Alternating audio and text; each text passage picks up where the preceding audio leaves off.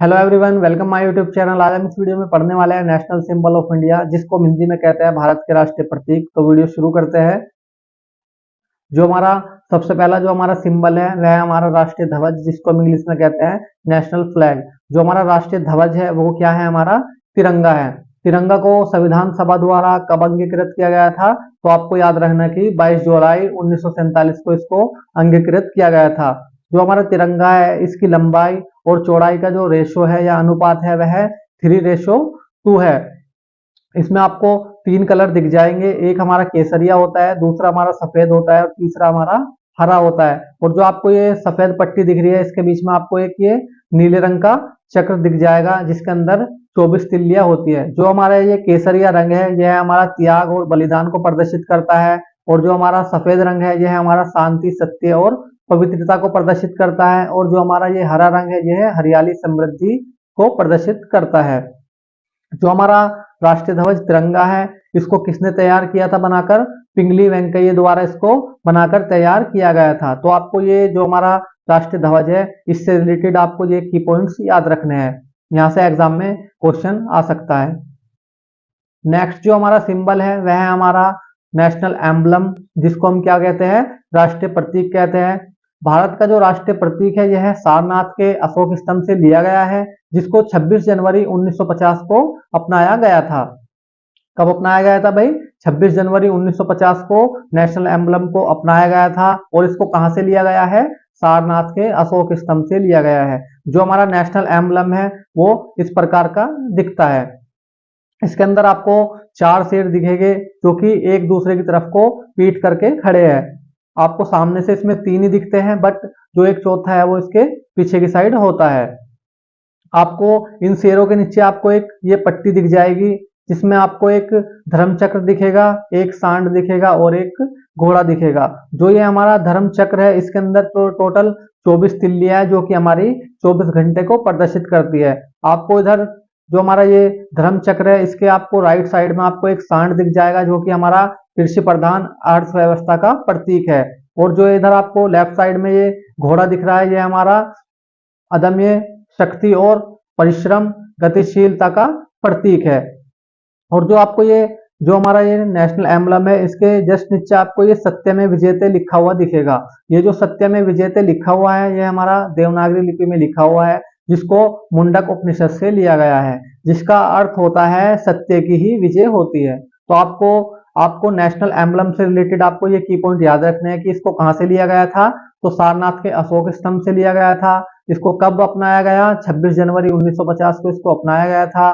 इसके अंदर टोटल 4 शेर है, और जो इन शेरों के नीचे जो ये पट्टी है इसके अंदर आपको एक धर्म चक्र दिख जाएगा, जिसके अंदर हमारी 24 तिल्लियां जो हमारे 24 घंटे को प्रदर्शित करती है। और जो ये चक्र है इसका आपको राइट साइड में एक आपको सांड दिख जाएगा, जो कि हमारा कृषि अर्थव्यवस्था का प्रतीक है। और आपको इसके लेफ्ट साइड में एक घोड़ा दिखेगा, जो कि हमारा अदम्य शक्ति, परिश्रम और गतिशीलता का प्रतीक है।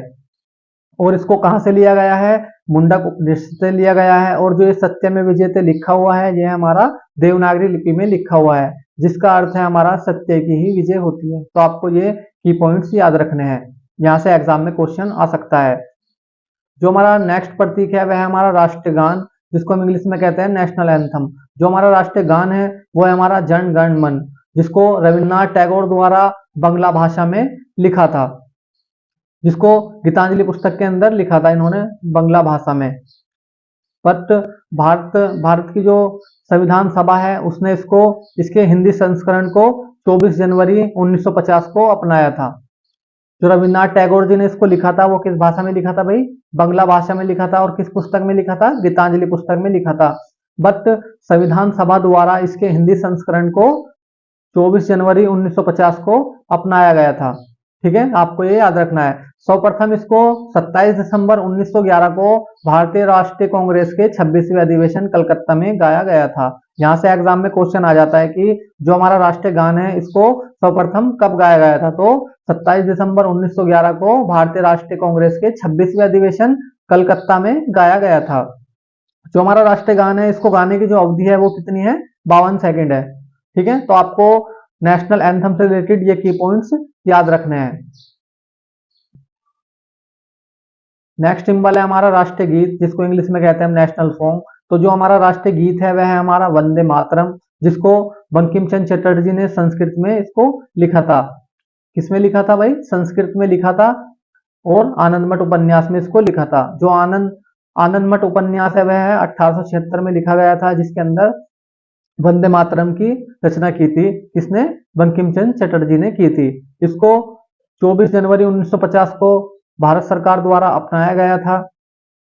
ठीक है, और इसे पहली बार सन 1896 में भारतीय राष्ट्रीय कांग्रेस के 12वें अधिवेशन कलकत्ता में इसको गाया गया था। तो आपको ये पॉइंट याद रखना है कि जो हमारा नेशनल सॉन्ग है उसको किसने लिखा है भाई? किसने लिखा है? बंकिम चंद्र चटर्जी ने इसको लिखा है। किस भाषा में लिखा था? संस्कृत भाषा में लिखा था। किसमें लिखा था? आनंदमठ उपन्यास में लिखा था। और जो हमारा राष्ट्रीय गीत है वो आपको पता ही है, वंदे मातरम है। और इसे 24 जनवरी 1950 को अपनाया गया था। पहली बार कब गाया गया था? ये 1896 में गाया गया था, भारतीय राष्ट्रीय कांग्रेस के 12वें अधिवेशन कलकत्ता में। तो आपको ये पॉइंट्स याद रखने हैं नेशनल सॉन्ग से रिलेटेड। नेक्स्ट सिंबल है हमारा राष्ट्रीय पंचांग। राष्ट्रीय पंचांग, जिसको हम इंग्लिश में कहते हैं नेशनल कैलेंडर। जो हमारा नेशनल कैलेंडर है वो हमारा कौन सा है? शक कैलेंडर, जिसका पहला महीना कौन सा होता है? चैत्र का होता है, और इसका जो सामान्य वर्ष होता है 365 दिन का होता है। इसकी शुरुआत 78 ईस्वी में कनिष्क द्वारा की गई थी। जो हमारा शक कैलेंडर है इसको 22 मार्च 1957 को सरकारी उद्देश्य के लिए अपनाया गया था। जैसे कि आप देखते हो कि जो हमारा फाइनेंशियल ईयर स्टार्ट होता है वो कब से स्टार्ट होता है? अप्रैल से स्टार्ट होता है। और जो हमारा कॉलेज या स्कूल के जो न्यू सेशन स्टार्ट होते हैं वो कब से स्टार्ट होते हैं? अप्रैल से होते हैं। क्यों स्टार्ट होते हैं अप्रैल से? क्योंकि ये शक कैलेंडर के अनुसार स्टार्ट होते हैं। जो चैत्र का जो पहला दिन होता है वो 22 मार्च का भी हो सकता है, और लीप वर्ष में, मतलब सामान्य वर्ष में तो 22 मार्च का होगा, और लीप वर्ष में यह है 21 मार्च का पड़ता है। तो आपको नेशनल कैलेंडर से रिलेटेड ये पॉइंट आपको याद रखने हैं। यहाँ से एग्जाम में क्वेश्चन आ जाता है कि जो हमारा नेशनल कैलेंडर है शक, उसका जो पहला महीना होता है वो कौन सा होता है? तो आपको याद रखना है कि उसका पहला महीना कौन सा होता है? चैत्र का होता है। और सामान्य जो महीना होता है चैत्र का, जो पहला दिन होता है वो कब होता है? 22 मार्च का होता है सामान्य वर्ष में, और लीप वर्ष में 21 मार्च का होता है। तो आपको ये पॉइंट याद रखने हैं। नेक्स्ट सिंबल है हमारा राष्ट्रीय पशु, नेशनल एनिमल। जो हमारा राष्ट्रीय पशु है वह क्या है? हमारा बाघ है। बाघ का जो हमारा साइंटिफिक नेम है वो क्या है? पैंथरा टिग्रिस है। आपको ये याद रखना है, यहाँ से एग्जाम में क्वेश्चन आ जाता है कि जो हमारा राष्ट्रीय पशु है उसका जो साइंटिफिक नेम है वो क्या है? पैंथरा टिग्रिस है। तो आपको ये याद रखना है। देश में बाघों की घटती संख्या को रोकने के लिए 1973 में बाघ परियोजना शुरू की गई थी, क्योंकि हमारे देश के अंदर बाघों की संख्या कम होती जा रही थी। तो उसको रोकने के लिए 1973 में बाघ परियोजना शुरू की गई थी। इसके अंतर्गत देश में अनेक बाघ अभ्यारण्य स्थापित किए गए थे, जिससे कि जो बाघ की जो संख्या हमारी कम होती जा रही है उनको रोकने के लिए। देश में सबसे ज्यादा जो बाघ है वो कहाँ पर है भाई? एमपी में है। ठीक है, मध्य प्रदेश में है सबसे ज्यादा बाघ। तो आपको ये याद रखना है, एग्जाम में यहाँ से क्वेश्चन आ सकता है कि जो सबसे ज्यादा बाघ है वो कहाँ पर है? तो मध्य प्रदेश में है।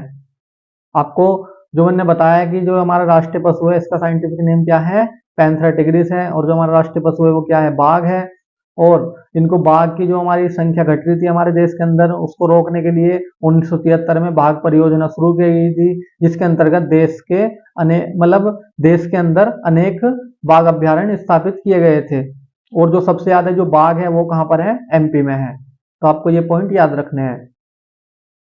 नेक्स्ट सिंबल है हमारा राष्ट्रीय पक्षी, नेशनल बर्ड। जो कि हमारा राष्ट्रीय पक्षी क्या है? मोर या मयूर है, जिसका साइंटिफिक नाम क्या है? हमारा पावो क्रिस्टेटस है। तो आपको ये याद रखना है कि मोर का जो साइंटिफिक नेम है वो क्या है? पावो क्रिस्टेटस है। तो आपको ये याद रखना है। और जो मोर है ये हमारे पूरे भारत में सभी जगह पर लगभग पाया जाता है। भारतीय वन एवं वन्य सुरक्षा अधिनियम 1972 के अंतर्गत मोर को पूर्ण संरक्षण प्राप्त है। आप मोर का शिकार नहीं कर सकते, ये क्या है? वर्जित है। ठीक है, किसके अनुसार? भारतीय वन एवं वन्य सुरक्षा अधिनियम 1972 के अंतर्गत आप मोर का शिकार नहीं कर सकते। ठीक है, क्योंकि ये हमारा क्या है? राष्ट्रीय पक्षी है।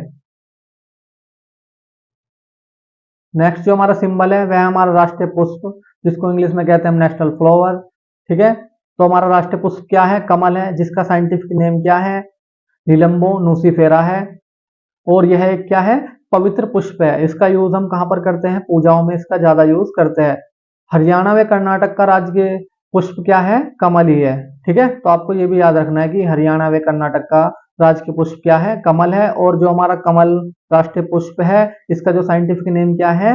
निलंबो नूसिफेरा है। तो आपको ये याद रखने हैं। नेक्स्ट सिंबल है हमारा राष्ट्रीय वृक्ष। जो हमारा राष्ट्रीय वृक्ष है वो क्या है? हमारा बरगद है, जिसका साइंटिफिक नाम क्या है? हमारा फाइकस बेंगालेंसिस है। ठीक है, साइंटिफिक नेम क्या है हमारा? फाइकस बेंगालेंसिस है। और ये जो वृक्ष है इसको क्या कहते हैं? हम अमर वृक्ष भी कहते हैं। अमर वृक्ष क्यों कहते हैं? क्योंकि इसकी एज जो होती है वो 200 वर्ष से 500 वर्ष तक होती है। ठीक है, इस वजह से हम इसको क्या कहते हैं? इसको अमर वृक्ष भी कहते हैं। यहाँ से एग्जाम में बस यहाँ से क्वेश्चन आता है कि जो हमारा राष्ट्रीय वृक्ष बरगद है, इसका साइंटिफिक नेम क्या है? तो फाइकस बेंगालेंसिस है। तो आपको ये याद रखना है, यहाँ से एग्जाम में क्वेश्चन आता है इससे। नेक्स्ट सिंबल है हमारा राष्ट्रीय फल। राष्ट्रीय फल जो है हमारा क्या है? आम है। आम का जो साइंटिफिक नेम होता है हमारा मैंगीफेरा इंडिका होता है। तो आपको ये याद रखना है। भारत में लगभग 51 किस्में पाई जाती हैं आम की, जैसे दशहरी, लंगड़ा, चौसा, फजली, बम्बई, हिमसागर, केसर, किशनभोग, मलगोवा, नीलम आदि। इस प्रकार की भारत के अंदर 51 किस्में पाई जाती हैं आम की। एग्जाम में जो क्वेश्चन आता है बस यहाँ से आता है कि जो हमारा राष्ट्रीय फल आम है उसका साइंटिफिक नेम क्या होता है? तो आपको ये याद रखना है कि मैंगीफेरा इंडिका होता है। ठीक है, क्योंकि सभी राज्यों में लगभग अलग अलग किस्में पाई जाती हैं आम की। बस आपको यहाँ से याद रखना है जो साइंटिफिक नेम है आम का। नेक्स्ट जो हमारा सिंबल है वह है हमारा राष्ट्रीय जलीय जीव। राष्ट्रीय जलीय जीव क्या है हमारा? गंगा डॉल्फिन या मीठे पानी की डॉल्फिन है। गंगा डॉल्फिन को 5 अक्टूबर 2009 को राष्ट्रीय जलीय जीव घोषित किया गया था। कब घोषित किया गया था भाई जलीय जीव? 5 अक्टूबर 2009 को। इसी कारण से 5 अक्टूबर को डॉल्फिन दिवस मनाया जाता है। जो ये हमारी गंगा डॉल्फिन है ये कहाँ पर पाई जाती है? सामान्यतः गंगा नदी में पाई जाती है, मेघना नदी में पाई जाती है और ब्रह्मपुत्र नदी में ये पाई जाती है। तो यहाँ से आपको बस ये याद रखना है कि जो हमारा राष्ट्रीय जलीय जीव है वो क्या है? डॉल्फिन है या मीठे पानी की डॉल्फिन है। और इसको कब घोषित किया गया था जलीय जीव? 5 अक्टूबर 2009 को इसको घोषित किया गया था जलीय जीव। और आपको ये याद रखना है कि ये कहाँ कहाँ पर पाई जाती है?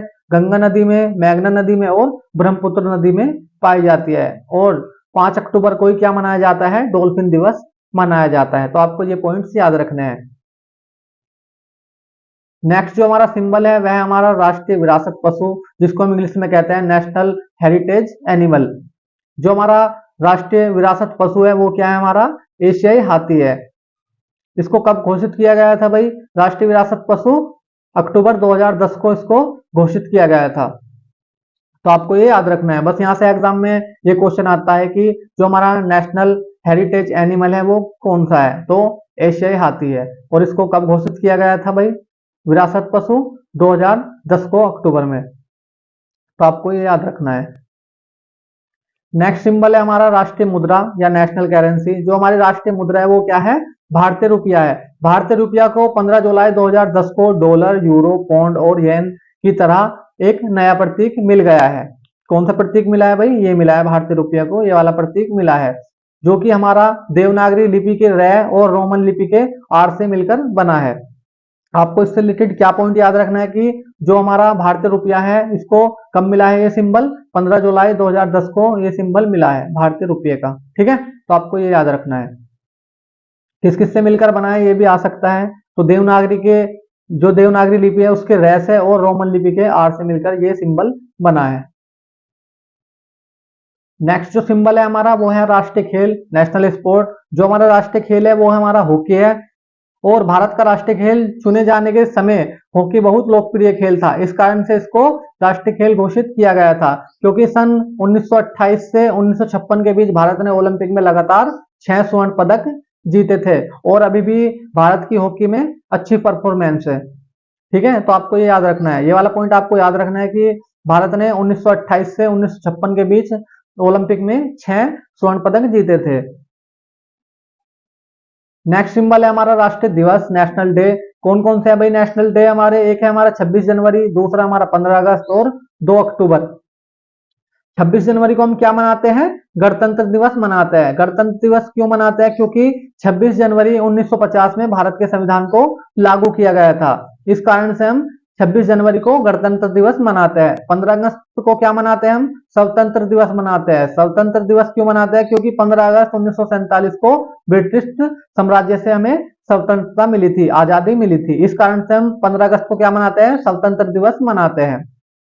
2 अक्टूबर को क्यों मनाते हैं? 2 अक्टूबर को हम गांधी जयंती मनाते हैं। गांधी जयंती क्यों मनाते हैं? क्योंकि 2 अक्टूबर को गांधी जी का जन्म हुआ था।